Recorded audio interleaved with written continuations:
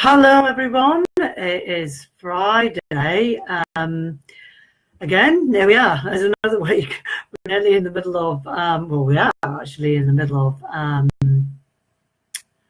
of February already. So it's gone so quickly. But I actually did put some daily challenges up on the Facebook group. And few of you in here actually came into this group via a 7-day challenge that I was running, or a guide through some ads that I did, and you'd come into the group via that, and I'd invited you in. So I don't know whether you've already covered this already, but really the foundational things that I cover in my program is, I tend to repeat myself, but I try and keep it simple, and it's just got foundational things that you can do. And some of those things are looking at stuff to do with goal setting, your mindset, looking at stress, looking at sleep, because quite often if you fix those, you're going to have better diet and exercise, and you're going to get a better result from that. And then having some time for yourself, which obviously then helps you reduce stress, and it also helps you sleep.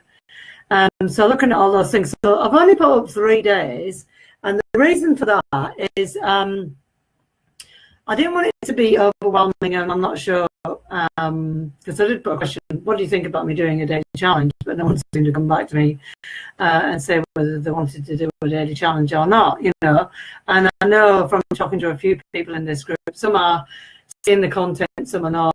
I'm only usually posting a couple of times a day, but being in this group, obviously there must have been a reason that you wanted to join.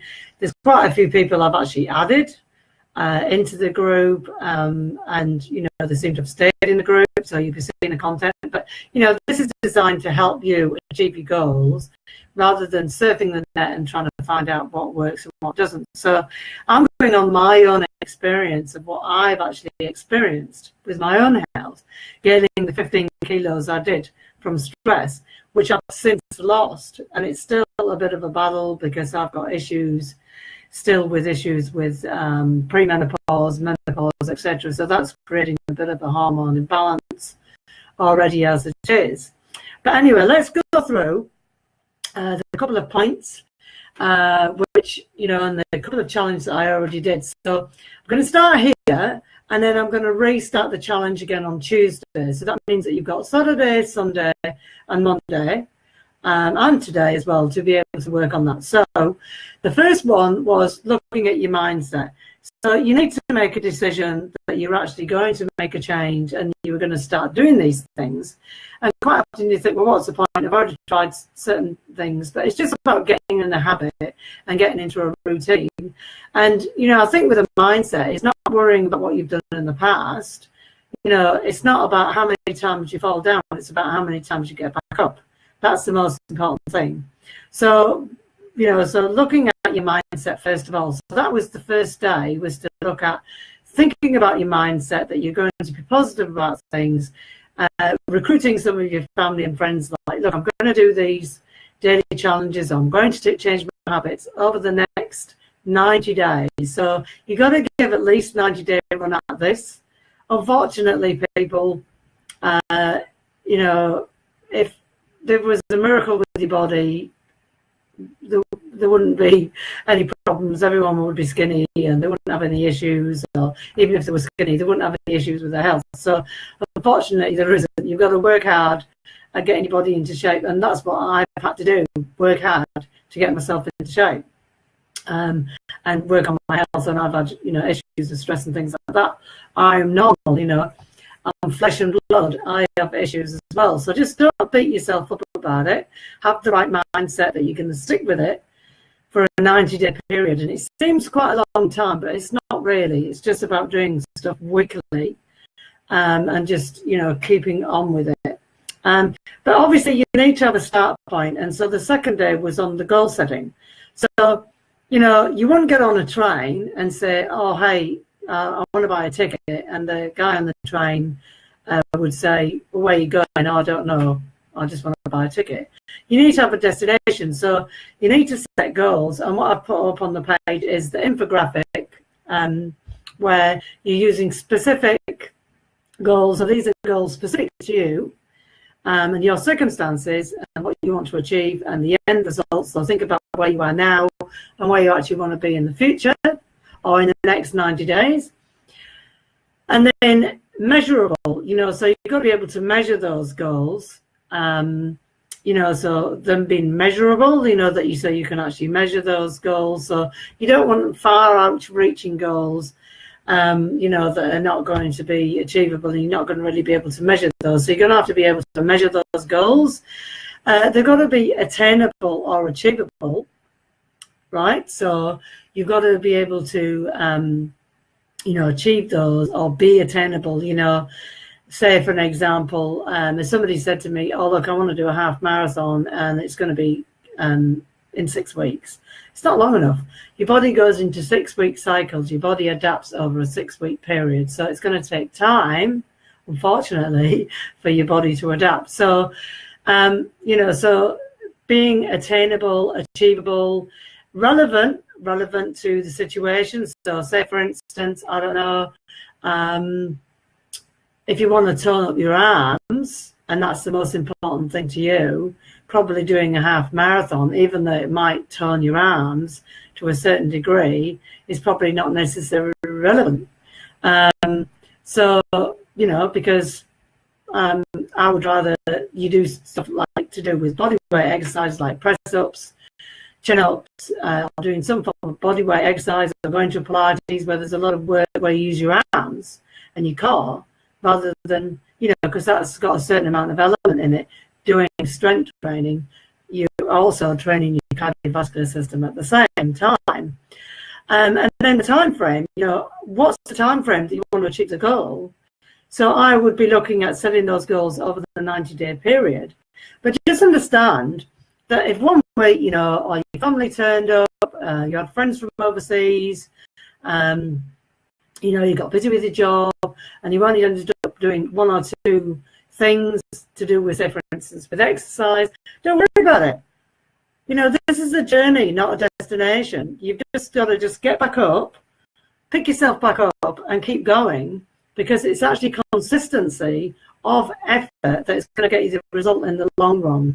And it is going to take time. And, you know, to be honest with you, and you might feel this a bit disappointing, like, you know, why would I want to work with someone like me? Because it's taken me years to get where I am today. But it has. It's taken me years of consistent effort. You know, before I had children, I was about 63 to 65 kilos. Now I'm probably 10 kilos more than that. Well, 12, 13 kilos more than that. You know, but I've had to work on it on a daily basis. Before I had my children, I didn't. You know, but I've had 4 children, I've had 3 Caesars, 3 cesarean sections. I've had a lot of issues going on with my own health, and I've had to work quite hard to be able to maintain that. So just don't beat yourself up about it. But one thing that I did to be able to drop that weight again was I had my stress hormones tested. So, you know, you got adrenaline and cortisol, and I had cortisol tested. And my cortisol was so high in the morning, and I couldn't understand why I couldn't get out of bed. I just wasn't producing enough cortisol. And so it ended up that I actually had really high cortisol in the morning. And so that's why I tend not to exercise in the morning, because I've got really high cortisol. You know, so I had to look at my stress levels and I had to look at my life. And it was just starting with 1 or 2 things. So using the SMART Goal formula again, what you're going to do is using that formula with the SMART Goals, is you're going to take one thing that, you know, that you're going to eliminate. And, you know, as I've said in the post, you know, your body can't tell the difference between emotional, physical, you know, mental, which goes along with the emotional, financial, you know, it doesn't see the difference. It just sees it as one. And so if you gain weight around your middle, that'll be from cortisol, as well as the fact that someone might have an issue with food sensitivities. And so if you go on a diet, so, you know, quite often if we feel, you know, like we're not getting a result, what we do is we try and do even more. So what we do is we go out and we go on a diet and we diet. But the thing is, if your body is already under stress, it's going to be under even more stress because of the fact you went on a diet. So, you know, you're just stressing the body even more. So you're storing body fat because of cortisol, and then you're going to be storing body fat even more because of the fact that your body is under stress, because of the fact that it feels that it's in starvation mode because you've gone on a diet. So if you've got issues with stress, just eat as normal as you can until you get on top of that stressor. If it's a death in the family or something like that, something a traumatic event, you know, or you're feeling quite stressed at work, or you've got certain deadlines that you need to meet, what you need to do is just think about just eliminating that stressor in the short term, you know, and try and eliminating that, and then go back to looking at your diet and things like that. Same as exercise. We want to go and exercise more. So what we do is we go to the gym and we exercise even more. We work harder. We do harder sets and things like that. But it's a stressor. Your body doesn't see the difference. Diet, exercise, all of the things. If you're not sleeping because of hormones, it's a stressor. Everything, and your body will just keep storing body fat, storing body fat, storing body fat. So it's just about getting out with that vicious circle. So starting with your mindset, don't think about what you've done in the past because it doesn't matter. Just wipe the slate clean. Even if you've done the 7-day challenge with me, today's a new day. It's the weekend. It's a really good time to work on this. The second thing is looking at goal setting using the SMART formula, which I've explained, and you'll see the diagram goes into a bit more detail, so it sort of makes sense. And if you get stuck, you got to ask the question, I'm stuck, can you please help me? I am here to help you. And then the third thing is going to look at stress and eliminating the stress. And sometimes, you know, if you've got issues with finances and things like that, you can't exactly eliminate the stress. If you've got issues with your relationship, etc., which can be a stressor, or with your children, obviously you can't move away from your children and your relationship. You can just do the best you can, you know. And what I do to eliminate my stress is I actually took up the circus activities that I do, and that's what I do.